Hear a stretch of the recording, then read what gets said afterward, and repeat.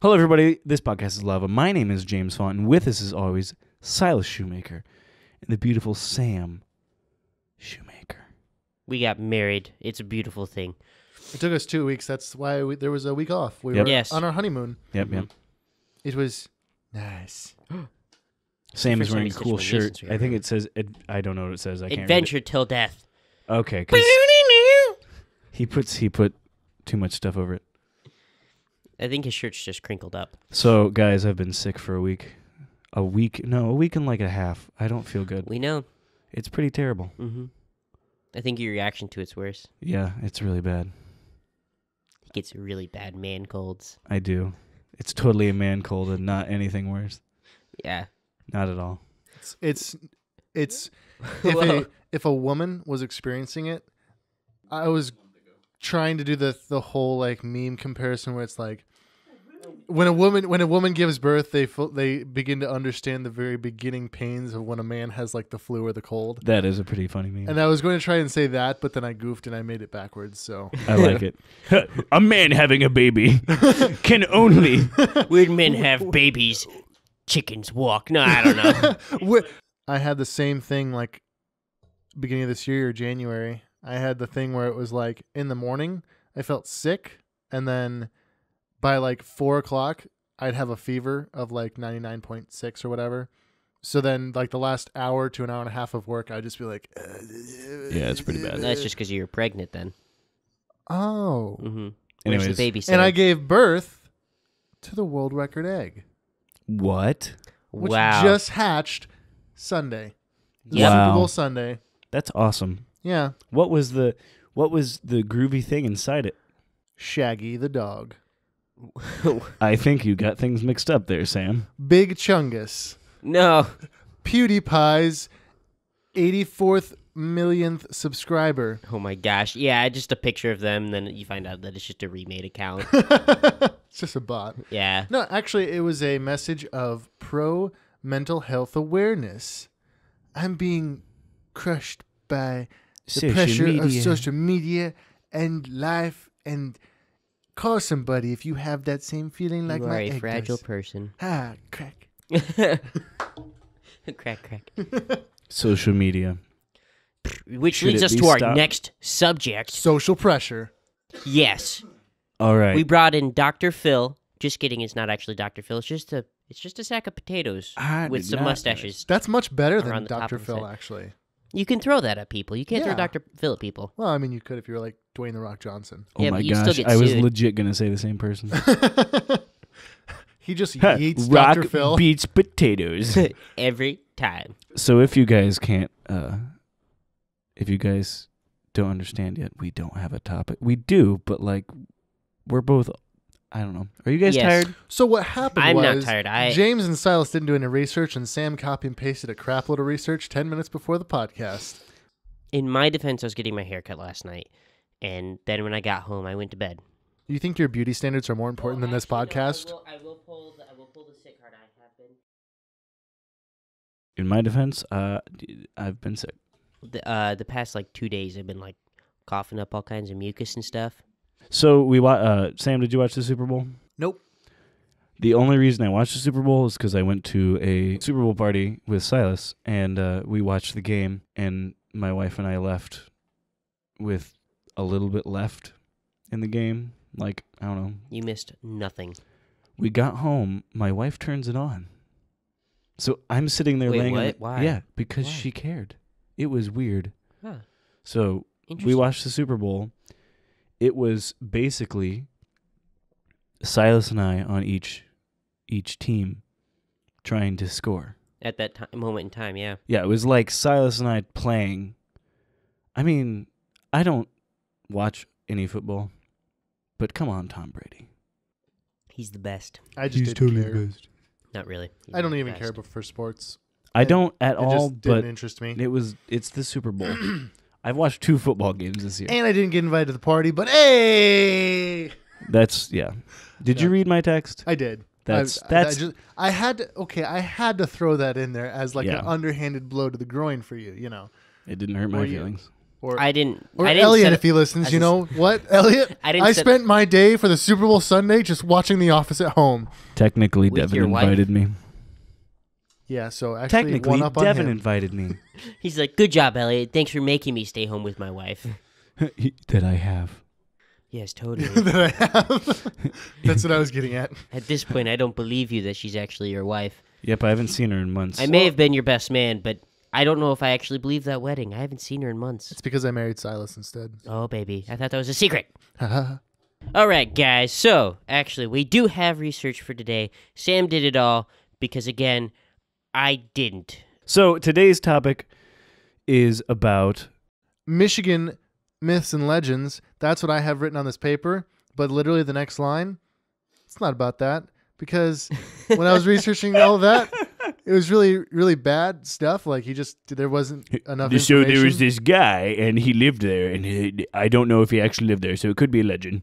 It was Please basically tell just me. a bunch of stuff like, oh no, there was a bunch of teenagers. They're out in the woods late at night. They saw some glowing eyes. And that's how the Flint County Monster was born. Oh, yes. And And then he yes, put a let's bunch do of... that. I'm so pumped now. And then it would just end. And they'd just be like, ever since then, there's been rumors and sightings. And he put lead in the water. Yeah. It was the governor. So, Oh, alternatively, I chose something called Michigan Buried Treasures. Oh, I was hoping you're just going to stay with Michigan. Michigan. Facts and myths. Actually, it's all just facts. Michigan. Sheboygan. It's Is it about- real? It's about the It's Yoopers. not real. It is actually just a large glove. So, guys, did you know that Michigan was in the shape of not a mitten, but a potato with an abscess? What? What? And- I've never heard that, Sam. And Michigan is a Ottawa Indian word meaning potato abscess. I believe I don't it, know honestly. I don't know if you're being serious or That's not. the great thing about Indians. Sorry, Native Americans. And did you guys know what Michigan meant?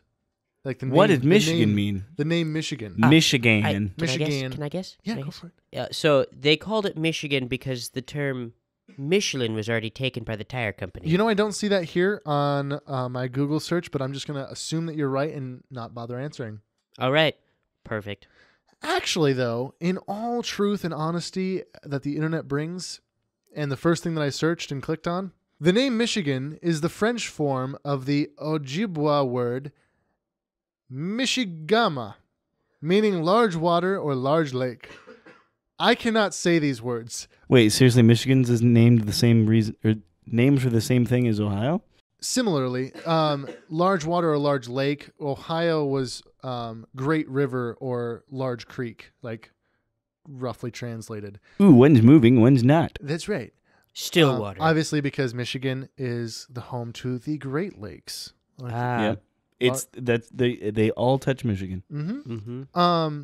So yeah, those words You cannot could say be it's got a said firm out hand loud. on it. I don't even think like normal people could say those words out loud. So there's buried treasure in Michigan. Allegedly, Have we found it? it is unknown. Is there still buried treasure there? Supposedly, there actually is a lot of treasure that as I was researching this, for the brief moment that I was, they'd be like, "Oh yeah, this thing happened, but then it was found." And I'm like, "Why is it on this website?"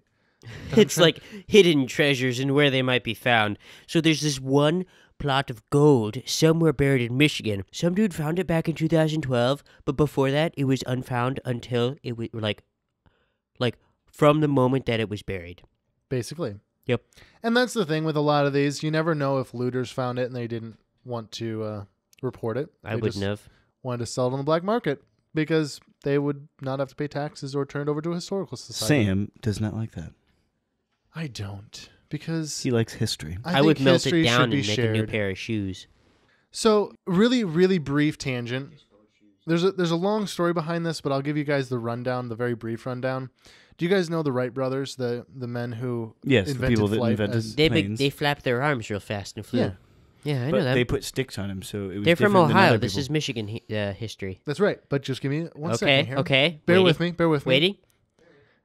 There was not only was there the first plane that they Uh-huh. flew, and that was the first flight supposedly. Yeah. And then they actually created, I forget what the name of their plane was, but they created the name of their plane the second, like 2. So the Wright brothers plane 2. And they flew it from New York to Chicago for promotional reasons. I don't know. And along the way, they'd have to make pit stops. Major cities, they'd stop. It's because it could only fly 250 feet at a time. It's a very long flight. And they just called each landing a pit stop. You're like, no, it's still flying. Do we have peanuts or pretzels at this stop? No, No, you're in the middle of a field, 250 feet from where he started. That's right. Oh. So Come on. they landed brother. in a field 1 mile outside of Archbold. What? Yeah. Is that how Archbold started as a country? Or town? Yes, as a country. That's when we kicked out all of the native inhabitants and installed a European rule. Man, that sounds American. But so I didn't even know that had happened, and I heard about it from a coworker who was looking at the estate of a man who actually photographed it. He's quite possibly the only person to have photographed it, and when he checked with a local museum, they didn't even know that had happened. Wow. And that photograph was bought up by a private collector. And that kind of ticks me off because that's something that should be public record. Like, no one in the area knows that the Wright brothers even landed in Archbold, and it's a small little tidbit of history, but that's significant that even the Ohio History Museum didn't know that had happened. Yeah, because then we could put on our sign, Archbold, pit stop for the Wright brothers. Yeah. We'd have at least something on the record as being cool in Northwest Ohio. They flew in from 250 feet from a different direction. They flew. You know what? They flew when no one else would. It does make you wonder if there's a lot of history that has been bought by private collectors. That we don't know there about. probably is. Yeah. Do you guys know why Hitler? He's probably in a cage somewhere. Do you guys in know some why fat dude mummies? smoking a Yeah, cigar I blowing the smoke in have his face. Hitler's bones. But that has nothing to do with Michigan. So, you know what? We're just going to do a quick handbrake turn right back into Michigan. It died again. Sorry. Oh, well, that's okay. So, the Indian chief Pontiac was one of the most bloodthirsty Indians in American history. He was an Ottawa chief, and he was based in a place called Atoll Island in Orchard Lake. It's now Oakland County, in case anyone's wondering. And so he would foray into English territory, loot and pillage, kill, and then he would retreat back to the island. And for Indians, they didn't really care about gold and silver. They knew the settlers valued it, but they didn't really care for it as more than a trinket. Which we shouldn't really care about it because gold and silver are absolutely meaningless. It's just something we decided is worth something. Pretty much, yeah. So what happened was Chief Pontiac, he went through, he pillaged, he plundered, he took all the booty he could. He ran back to his island on his feet because he learned that from... Watching The Incredibles. Yes.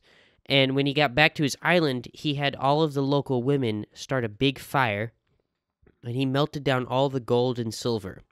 And he created the world's first automobile, and that's how Pontiac cars came around. And then the next time he showed up in a Firebird and just did a bunch of donuts around all the pilgrims. That is so true that it's absolutely a lie. You can't beat a freaking Firebird with an engine that's powerful. You know, and he was the one that invented horsepower. Because up until he invented the golden Pontiac... Well, he fit a bunch of horses inside the hood of the car. That's right. I think at least 100. It was before animal torture or animal rights was around. It's very impressive. The car had to be really, really big. I mean, it was the size of the Trojan horse. It was the Trojan horse, actually. Anywho, so that's an American story. It's believed that he took the treasure and the loot back to his island and buried it somewhere because he wouldn't use it, but he would keep it. And many of his braves likely did this too, because his orders to his warriors were always the same during a raid. Take what you want, burn everything else, and kill the prisoners.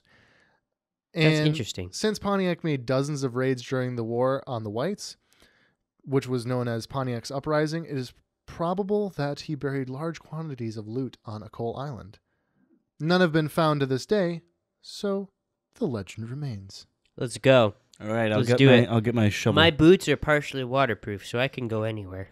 Fun fact that I copy and pasted onto here: Chief Pontiac was assassinated by a pierogi made by an Italian dude that worked in a Polish restaurant. I don't know why he was there, but he was there. Why was the Italian in a Polish restaurant? Because he made the poisonous pierogi. He made it, the pierogies. Yeah. He was assassinated by a Peoria Indian on April 20th, Oh, 1769. 1769. Fun fact. Dang. What a way to go out. Yeah. Well, I think they massacred a lot of the Peoria Indians, so he kind of deserved it. He was not a nice man. No, he doesn't sound like a nice man, stealing all our gold and loot and not actually caring about the stuff that he's taking. And the number, like the opening sentence being one of the most bloodthirsty Indians in American history, probably. I thought that tipped just you off meant to he that. was anemic. That's true. He needed that blood, man. So Yeah. then we're on to a place called Hermit Island, Ah. also known as Treasure Island. The Hermit Island mystery really starts with the hermit of Higgins Lake, Michigan. His name? Ezra Pritchard. I was gonna be like so happy if his name was Herman. Herman the Hermit. Who lived on the island of Herman? So Population it's not, one. It's not in. Hermit Island. It's Hermit Island. Oh, It legitimately is Hermit? I thought you said Herman. No, it's Hermit. both of us thought you said Oh, Herman. You said wow. Herman. It's Hermit. I must have slurred my So T why do we call it Treasure Island and Hermit Island? because the Hermit of Higgins Lake, otherwise known as Ezra Pritchard, had treasure. Oh. He was born in Okay. 1828, It's probably just a bunch of old shoes and gas cans. but he was listed as a deserter from Company F of NYV. I don't really know what that is, but in the Civil War. New York veterans. In 1863. But actually, he was discharged in 64 at Norfolk, Virginia. And there seems to have been a mix-up with some paperwork where he was discharged and did not desert. There's not really like official records because back then it was really poor record keeping. It's hard to keep records on a hermit, honestly, because they don't talk much. He led a very tragic life, though. After the war, he settled in Roscommon area in Michigan, and where some of his family had been before the war.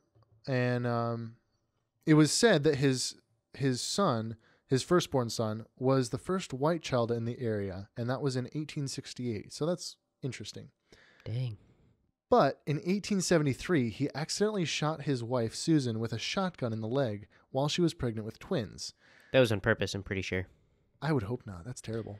Well, he's a hermit. He doesn't want more people. She's bringing more people Well, on. he's not a hermit yet. This is his early life where this is his origin story. He's very happy. He's not He the wanted hermit. to be a He's hermit. not the See, hermit he's yet. not the hermit because there's people around. He's trying to become the hermit. I Don't see. you understand? I see. So he's making his Just own. leave the Silas is man so alone. dark. Well, it gets even darker because the twins were stillborn and his wife Susan died gosh. during the amputation surgery. Weird. It's like there's this giant blood vessel in your leg that if you cut it and don't cauterize it quick enough, you die. Well, I don't know if the amputation was Blood vessel? immediate. There's just one large Yep, blood vessel? that's what I'd meant. That's your bone. Your bone is your giant blood vessel. It's What the heck? not actually a bone. My friends are making fun of me. Hey, James. Guess what? You're dumb. I am. Yeah, Just you're very picking on smart. you. I love you.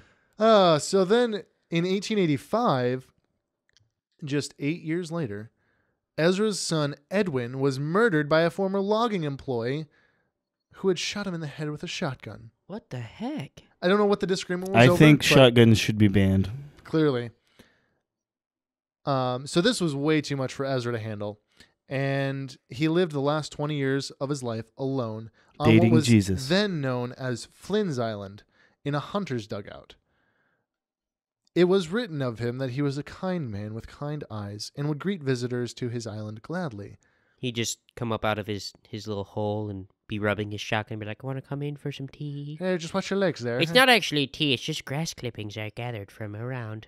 Just watch your legs there in your face. Yes. Now, it was believed that he was a wealthy man, and they believed that he was a bounty jumper during the Civil War. Now, I had actually researched what a bounty jumper I was just going to say, what's a bounty jumper? Yeah. A bounty jumper was a man who, well, during the Civil War, when they were drafting people, rich people could pay poor people to join jump. for them. Oh, okay. And so they were called bounties. Like you would be like, hey, I will go to war for you if you just pay me some money. And what a bounty jumper was a man who would enlist for money and then desert and escape, basically and then he'd go and enlist again for somebody else, and he'd make more money. And he would just keep doing that and doing that and doing that, making money. Interesting. So they Wow. believed, Isn't deserting treason? yeah, you can get executed for it. Back then, you could. Firing squad. Up until like World War II, I think you were like, if you were caught deserting, you'd be tried, and most likely you'd be killed by firing squad. They have a very strict diet in the military, so you can't have any kind of cake or brownies. That's what we're talking about, right? That's right. Deserting? Deserters. Yep. Okay. I thought so. Men were paid from $300 to $500. $300 in 1860 to 2016 is $8,674 approximately. Wow. So, $8,000 to go to war. And Basically, then you leave and you get $8,000, and they leave, you get How $8,000. ungrateful people are nowadays. Nowadays, people want the military to pay for your college. They want you to pay for everything. It's just how ungrateful we are today. I know. Just give your life for the country. And you be could just happy have a with rich that. man. Yeah. You could just have a rich man pay you to go die for him. Yeah, $8,000 and that bucks. That was that's not $300 to bad. $500. So that's like $8,000 to $10,000 in today's money. If you kind of like, the cap would probably be about 10,000, and then you just jump and go to the next one and get some more. And it was believed that he did this in several states, even to spread out his Identity. identity. You're right. It is believed that he did this for 3 years to collect bounties in 7 different states.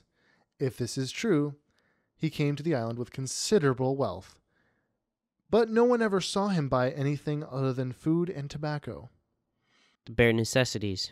And so, I mean, it's just believed that if he was who they think he was, then the money would be buried on the island somewhere, because he had nothing else to do with it, really.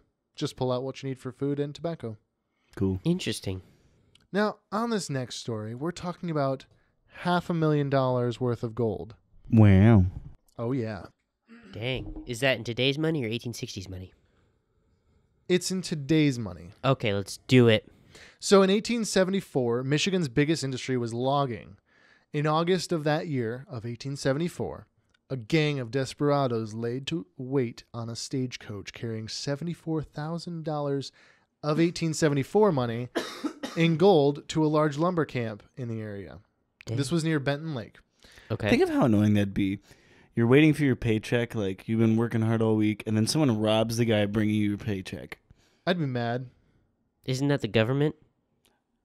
That comes later. Oh, But that's kind of gotcha. how this goes down. The bandits are successful in taking the money, but they know that the lumberjacks would soon be on their trail, and they'd have axes. So they decided to bury the gold in the area until the news of the robbery kind of just went away. They just died down a little bit. They're actually still out there waiting, and since we're reviving the knowledge about this, they're probably going to come after us and kill us because they're like, That's right. So what they did is they put the money in an that's old... not a tree, that's an old man. That was his arm moving to Does reach he have out. an axe in his hand? Because that'd be terrifying. No, he's a bank robber. He's got like stripy clothes on and like a face mask. Oh, that makes so much sense. He's easy to Yeah. identify then. Yeah, he looks just like a raccoon. So what they did is they selected a site between 2 tree stumps on the north shore of Benton Lake. And they then put the money in an old cast iron stove, dug a deep hole, and buried the whole thing. Look, 2 tree stumps. Okay, grab the cast iron stove. This is the perfect time. Let's put it in. That's what the Indian chief told us to do. Flashback. Find 2 tree stump. Put money in iron fire maker. Place ground deep. Don't forget now. And then they bury it and leave, and then the it just shows the chief sit up from around the bushes and smiling evilly With a shovel. with a shovel, yeah. Dumb white man. Click. He just goes and digs it up. I want to see that movie. It's a great movie. I just made it now. We just Perfect. finished That's yesterday. great. I So can't wait to it's see ready. it. Yeah. Can't wait to see it. I think 4 million. I know the whole plot now, but it sounds hilarious. Oh, it's very funny. I just said every single line in the movie. In fact, it's narrated too. So Oh, perfect. Well, historians believe that the gold is still in that iron stove today, and that someone may find it. Experts now estimate the value of the gold cash to be almost $500,000 in today's cash money. The general location is easy enough to find, but there are many difficulties involved. Benton Lake is still there on the left side of Highway 37 driving north. The lake is also south of Baldwin and west of the hamlet Broman. The time that has elapsed is the biggest problem. The landscape's changed. The water level could have gone up or down, so you don't really know if it's on the bank or if it's even sunken into the river by this point. And the two stumps are undoubtedly rotted away by this time. No. Again, the chief put a magic spell on it to keep them there. I don't know where the chief came from. I'm just adding the chief. If you haven't noticed, it's a lie. Oh, was it Pontiac? Yes. Oh, that makes so much sense. That's how he got more gold to. Yeah, that's why they call him bloodthirsty. He built 2 Pontiacs. Yeah, exactly. And he Man. used the cast iron stove to make the engine block. What a legend. Wow. I'm just sitting over here and musing. Perfect. Now, here is Let me show you a thing about podcasting, Sonny. Here's an even better Hit it, one. Sam. This is James's great uncle, the whiskered train robber. It is. Yeah. I thought that was Michigan's his dad. most notable train robber was John Smalley. Don't let that name fool you, ladies. Oh, rar. Oh, dang. He was known as the whiskered train robber. Most of his train holdups and other crimes were committed outside the state of Michigan, but he made his home in Clare County. It wasn't until after his death that they thought about all of his money. Where he put it, how he put it, what hole did he dig, where did he bury it? Who knows? Why the hole? Who the hole? Then the hole. That's what I always say. That's Wait, right. no. I Is don't your ever name say Dr. Seuss? So, One Yes, hole, two actually. hole, blue hole, red hole. on the night of August 25th, 1895, Smalley was visiting his girlfriend, Cora Brown, in McBain, Oh, my God. and the house was suddenly surrounded by a posse. Just a fun word, posse. Posse. Posse. Posse. When asked to surrender, Smalley refused. His girlfriend and mother fled out the rear door. The posse began shooting into the cabin. Smalley was hit several times and died with a gun in each hand. Oh yeah, like a true B.A. train robber. He was buried in McBain Cemetery, and over the course of his career, it is estimated that he stole $1 million, or thereabouts, with him and his gang. Now, none of that was ever recovered. David Smalley, John's father, built a log cabin 5 miles northeast of Clare, Michigan, on the Collinville Road just after the Civil War. John Smalley was known to use this cabin as a hideout on many occasions, and it's thought that he hid the majority of the money around there. He also played a lot of Just Dance inside the cabin on his Wii. He was pretty good at it. Not many people could beat him. Isolation is bad for you. It is, yeah. This one is kind of vague, but it's interesting nonetheless. So the Chicago fire that happened in Chicago was a 3-day-long tragedy. Wait, hold up. Okay, hold up. Hold Chicago up. used to be in Michigan? Yes, actually. Was this because of Pontiac? Did he do that? Yes. Chicago, Michigan. But no, Chicago sits on Lake Michigan, in case you're wondering. Butts right up I to thought it. it sat on Illinois. and Well, it has, its butt sits on Illinois, but its back is leaning back, and it's just ever so slightly being lapped at by Lake Michigan. Like it's dipping its toes in there. Like it's dipping its back in there. Its back hair is just barely touching the Interesting. water. I So would've if you never think thought about of it that this, way. the city gets burned down, right?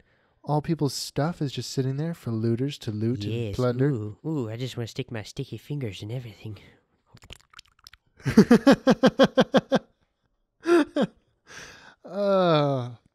It's believed that a group of 5 men from Leelanau County went there in a schooner and took loot from the burned down city and brought it back to Michigan. What's a schooner? A small boat. I'll accept that. Good. Continue. Although it does say here a small schooner, which would So it'd be suggest- like an abnormal. It's like it's just like a soapbox that they dipped in mud to keep it watertight, and they're all like hugging each other, like, Quick, John, keep paddling. He's like, I'm in the water, you idiots. Bill, hold the piano over your head. We will sink if Yeah, otherwise. they just have like a bunch of cows for some odd reason, just stacked on top of them. Man, why weren't we the creators of Looney Tunes? We'd be millionaires. Really, though. And so it's believed that they took it back and buried it or sold it throughout the area. Imported from Chicago way. Oh, it's an Indian tribe. They make pianos. A But- really good deep dish pizza. It's believed that Yeah, exactly. They grabbed all the pizza, all the mafia's drugs, and the pianos. Continue. On their tiny schooners. The tiny skin. I should just say this all happened in October of 1871. Oh, that had to be cold for the cows. Oh yeah, totally. They froze to death in the lake. They had frozen right after steaks. burning to death. Yep. Mm-hmm. They're like, they overcooked this meat, man. And it's freezer Or burned were too. schooners just like small ice skates then? And they just What like, if they just had really small canoes and they taped one to each foot? In 1871 was when the fire happened. Looters made away with an estimated $4 to $20 million. It's such a large Wow. margin because there's really no way of like quantifying all of the different things that could have been taken. dang. It is believed by most authorities that the stolen property was taken away by boat rather than over land. If the stories are true, then that would mean that they could have ended up in Wisconsin or Michigan. And it's never been admitted, at least, but none of the Chicago fire treasure has ever been found. Ooh. I bet you. It's a little Would it vague. be possible? Maybe I'm just crazy for this. Okay, so like everyone's like looking around their house before the fire. They're like, look at all this stuff I own. It's so nice. Their house gets burned down. There's nothing left of their house. And they're like, oh no, someone stole all my stuff. Is it possible that all their stuff just burnt up in the fire? And then they claimed their insurance because they realized that all the worldly goods in their home could not compare to a good pair of schooners. Alrighty, so part of this loot is believed to be on Leelanau-Conne's Peninsula near Northport. The end. Now, Oh man, that was all we had. I'm sorry. I'll control myself more. we do another swift handbrake turn into the I just bought this 1920s. WRX. So light your cigars, load your Tommy guns, and put on your trench coat and fedora. Put away your samurai swords. And become the Silver Shroud. Follow 4? Oh yeah, I get you. I get you. Thank you. So here's a fun story of a 1920s bank heist. Little known cash of $1,300 may not seem like a large treasure to search for until they remembered that. Never mind. I'm not doing that voice. He's like, I've committed and I don't want to do this. I'm just going to stop. Trade wreck. When you think about the fact that $400 of that money was in gold and the rest in silver, all dated 1920 or earlier. So it's $1,300 of gold and silver coins, basically making it worth exponentially more than $1,300. This money was never recovered after 6 men robbed the Farmers State Bank. The Stank Bank. It's where you get all your dabs and all your marijuana. The stanky kind. You get real cool. Snoop Dogg is there. He's one of the bank tellers. You go up and like, Actually funny. hey, Snoop Dogg. He's like, yeah, hey, what's up, man? How's it going? It was never recovered. It was never recovered from the Farmers State Bank. I need to talk into my microphone, don't I? From the Farmers State Bank of Grass Lake, Michigan. It was stolen on July 29th, 1920, and buried in or on or around the vicinity of Mack Island. So on the evening of July 29th, 1920, 4 men entered the bank and tied up 2 officials and 2 bank customers with fishing line. The bandits proceeded to take $69,000 packed in cloth bags, and they made a clean getaway with an additional driver and lookout man. The gang then headed to Mack Island, about 5 miles south. When the robbery was reported to the sheriff, and he went to the bank, he noticed that the people had been tied up with fish line, and that was suspicious. Interesting. I bet you they're a couple of cobblers. Yeah. Yeah. Actually, no cobblers. Yeah. coddlers. Codfish men. See, he knew that some of the town fishermen, actually some out-of-town fishermen, were staying at Wolf Lakes, which formed Mack Island. Oh, no. Playing on a hunch, the sheriff, whose name was Warden. Okay. I was reading ahead. Warden. The sheriff, named Warden, took several men and headed for the island to check on these fishermen. He went to the island and went to this house where he saw Ted Harris, a known criminal, on the second floor of a tenant home. That's a known criminal. When he tried to get entrance, he was denied. So things escalated from there, and a hail of bullets came from the opening. Oh, no. Warden was killed instantly, and a deputy named Verrill Cutt was seriously wounded. Wait, how do we know that Warden had a hunch if he died? His dying words were, "I had a hunch." But he died instantly. It was on a note on his body. Okay, I have a hunch. That's all it says. He thought he might be going to his doom. No, it's actually doctors. Like, it's a doctor's note. You have a hunch. He's like, you're right. They were tied up with fishing line. I bet this means to go to Mack Island. The doctor's just like, no. No, I'm saying your back is severely messed up, man. That's fine. You know what I do? I take criminals, I break them in half, and I carry them on my back. I know you do. I know you do. Yeah, and then I take the horses and put those on top of them. Yeah, that's why they call me Hunchback Warden, because I got a lot of hunches. Not sure why. Feel like I've gotten shorter. How about you, Doc? Yes! That's the whole point of this. So, in all of this, 2 of the gangsters dropped from the rear second-story window and escaped into the swamp. Others broke free and actually went into a different swamp nearby. That's their boots going through the mud. That's right, running. 2 others of the gang gave up, and the 6th bandit had been shot several times during the hail of lead in the room and was unable to move. I would be too. I think 1 bullet would stop. It's not worth it, guys. I'm done. Nope. I'm just... So, a few weeks later, when all the gangsters had eventually been captured and were taken to trial, the judge, because of the death of these 2 policemen, gave the 2 of the gang members double life sentences and the rest 10 to 20 years for bank robbery and murder. A bank audit showed that $69,851 in bonds, gold, and silver coins, and currency and securities, I'm not really sure what securities are, and securities is listed here, Interesting. had been taken during the bank robbery. All was recovered except... Wait, no, is securities just the old guy that sits and guards the entrance? Did they take him too? He's Did like, they "All take right, Gerald? All right, I'll come with you, boys. This seems like fun. You have chocolate back at the I house?" knew I should have polished my bullets. I think for he's an today. accomplice then at that point. That's true. He just might be. So all of that was recovered except for $1,300 in gold and silver coins. They recovered it, and Gerald's wife is like, dang it, they recovered all the security. All of a sudden, one of the guys that got away breaks through the doors, rips open his shirt. He made a bulletproof vest out of all of the gold coins. That's not true. And then he shoots up the sheriff's station.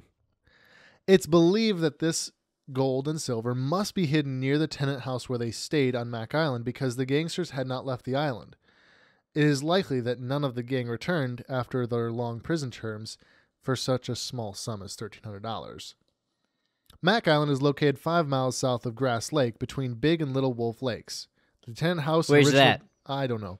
The tenant house and the original buildings are gone now, and there are new homes in the area, but with the price of gold coins today, this cash would still be worth investigating.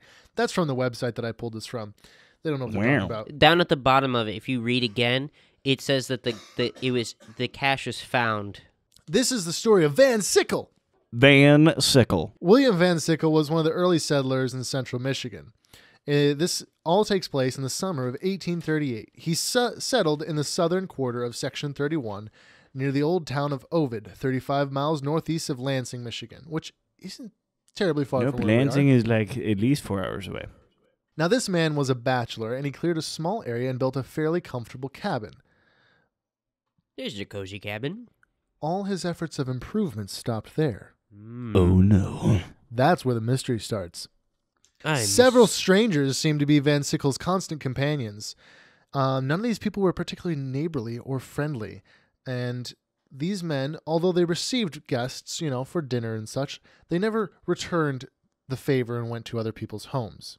The men made frequent trips, always one or two at a time. Whether they went by horse or buggy, they usually returned in a few days, frequently with provisions. Gay! Clearly. For a time, it was assumed they were hunting deer and wild... There's actually a bunch of beds in there? By what? By comfy, do you mean there's actually a bunch of beds in there?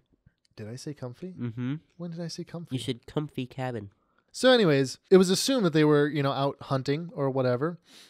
For the men, neither farmed nor made any efforts to clear the land. Even so, Van Sickle always had an adequate larder supply with wild game and goodies. Goodies is a weird choice of word that was copy and pasted onto this page. Not usually found in early settlers' homes. So they were really well-to-do in an area that wasn't settled well yet, and they themselves weren't doing anything about it. So he was a businessman, so what? Exactly. Well, this is the thing. He was a businessman in some shady dealings, let me tell you. Just because he lives underneath an oak tree doesn't mean he's a shady man. It does, actually. Literally. Soon the local settlers and merchants noticed an increasing number of newly minted Mexican silver dollars in circulation. Whoa. Immigration. Also, they remembered Van Sickle always had cash for supplies, though cash was rather scarce. He never used his credit card. That's right. Interesting. Dave Ramsey, Before long, the nosy neighbors decided Van Sickle's place was a hideout for counterfeiters. Some people sent an expedition that captured Van Sickle's gang. For years afterward, Van Sickle's old place was known as Bogus Settlement. Bogus. The real question is, though, where do these men acquire the raw silver to make their minted coins? Did it come from Indians? Possibly. The thing is, okay, so they're using actual silver to make these coins, right? Right. Why do they care? It's real silver. Oh no, you gave me a coin or something that weighs as much as a standard piece of silver that I usually trade it for goods. I'm mad because the government didn't make this for me. I think it's worth more. Like if it's a minted coin, then it's accepted as currency, but if it's just raw silver, it's like raw. It's not a processed silver.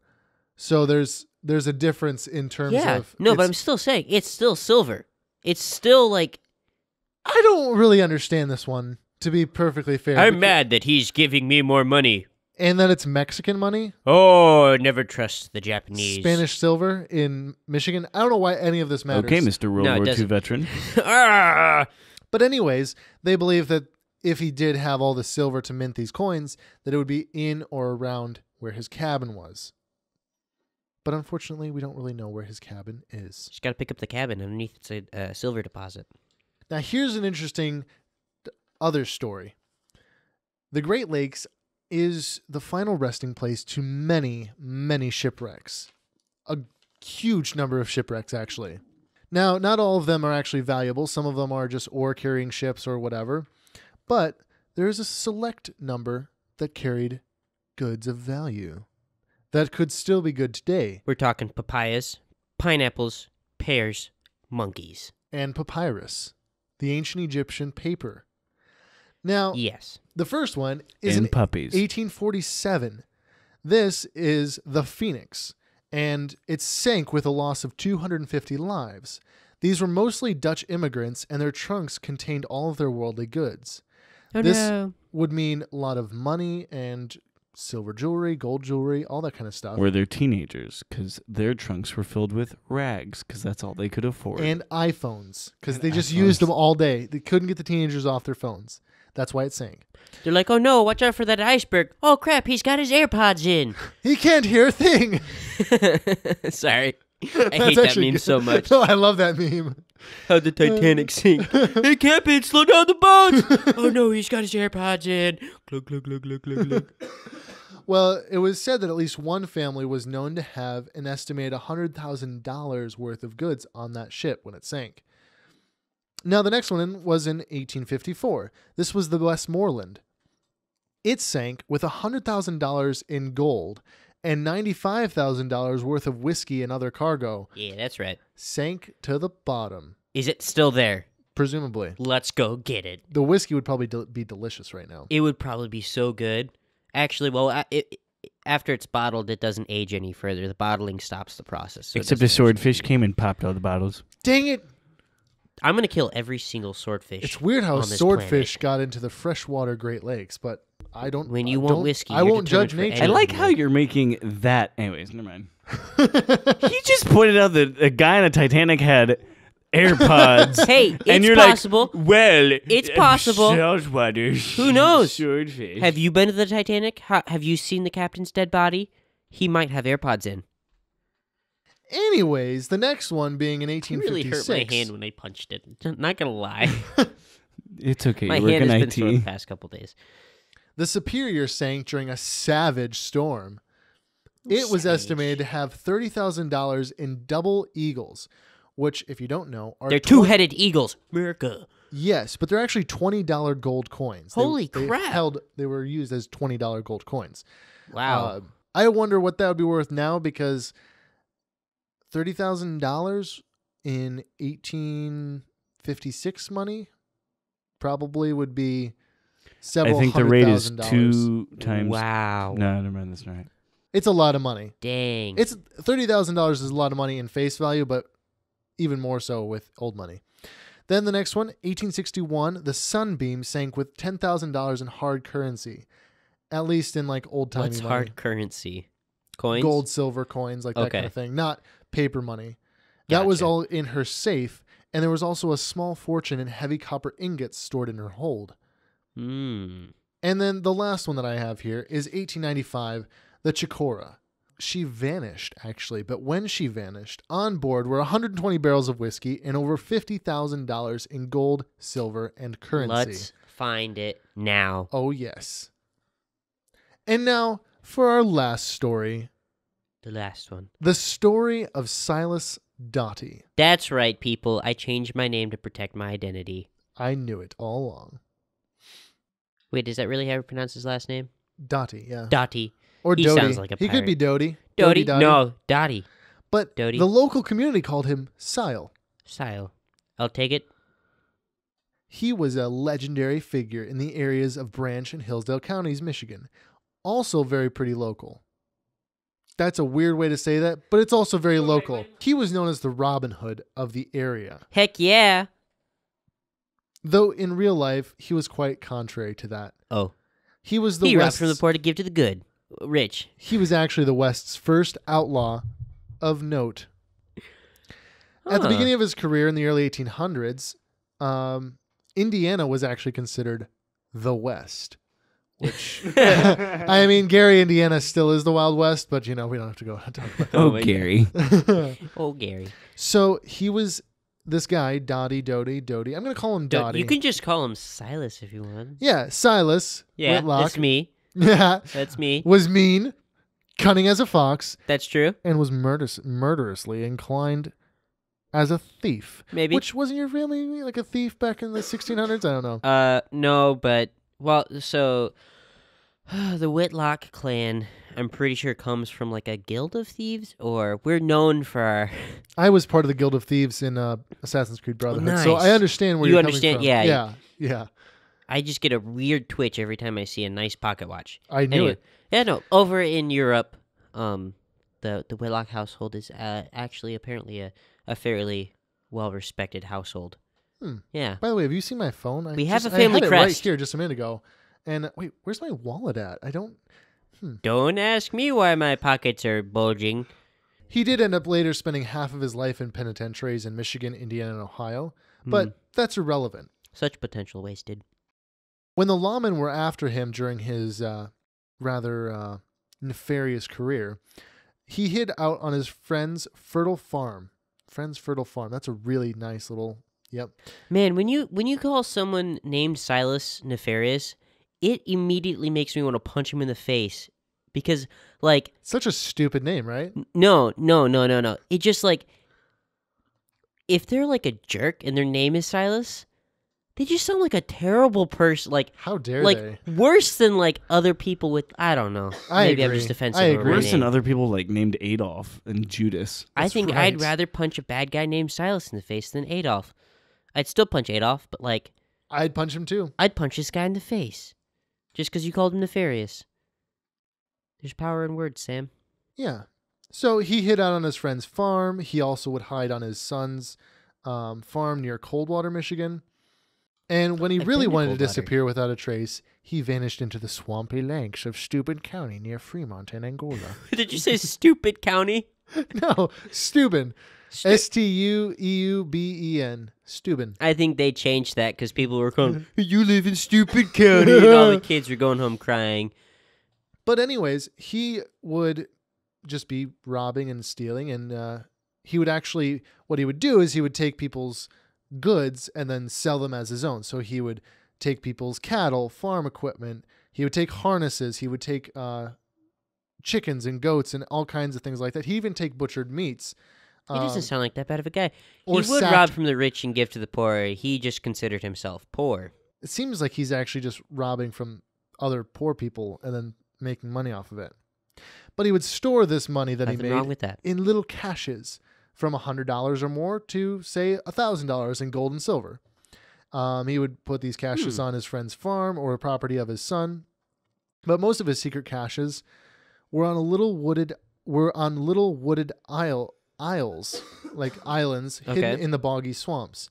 He had several cabins on these islands and moved from one to the other whenever strangers searched the county. Sounds like Silas now has several places. I do have course, several of course. places to live.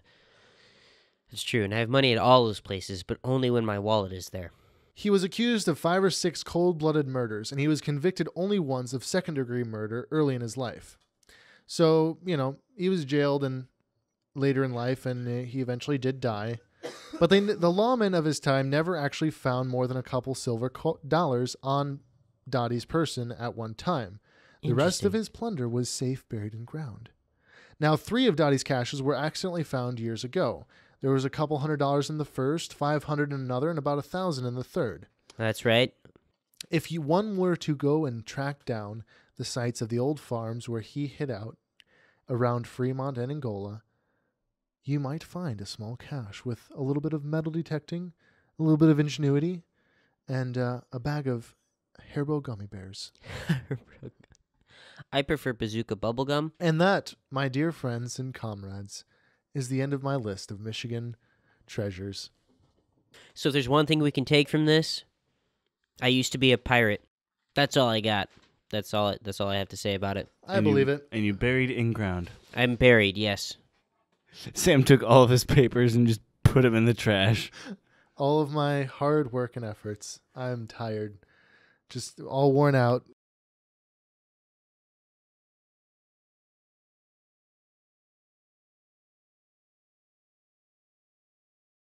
There's 10 more. Thank you guys for listening. This podcast has been Lava.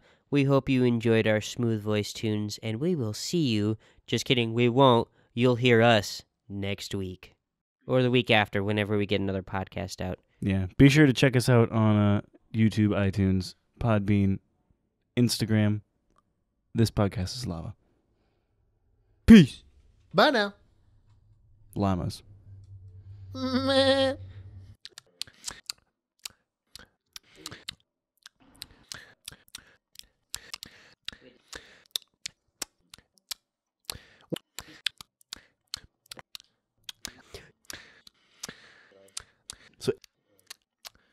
Identity. Yep.